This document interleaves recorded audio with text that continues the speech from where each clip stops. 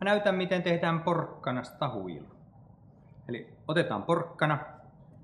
Tästä nyt tulee aika lyhyt huilu, mutta kelvatkoot demo-huiluksi. Noin. Sen jälkeen otetaan porakone.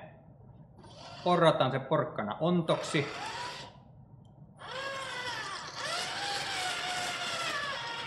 Leikataan sitten tuohon sopiva huullos tai mitä nimitystä siitä nyt sitten käytetäänkään.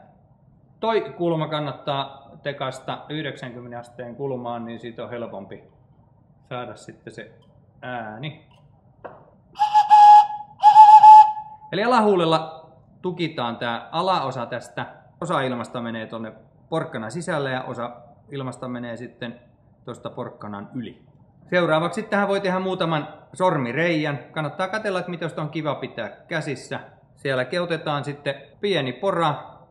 Eli pieni pyöritys vain ja se on siinä. Ja nyt tästä tuli sitten 2-ääninen huilu. Sitten tehdään seuraava reikä. Reijät kannattaa tehdä tänne kauaksi tästä ääniaukosta. Mitä pitempi porkkana, niin sitä helpommin se soi ja sitä enemmän siihen voi tehdä erikorkuisia ääniä. Mutta tää on tämmönen pätkä nyt sitten. Ei kauhean hyvä. Parempaa porkkana ei ollut nyt käsillä, niin se oli tehtävä tästä.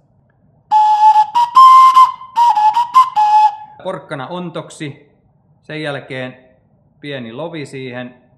Ja sitten muutama sormireikä sinne tänne, niin sehän on siinä. Mutta oikeasti jos teet semmosesta kunnon reilusta porkkanasta, niin kyllä tulee muuten muhkea ja hieno ääni. Ok, tässä tämä.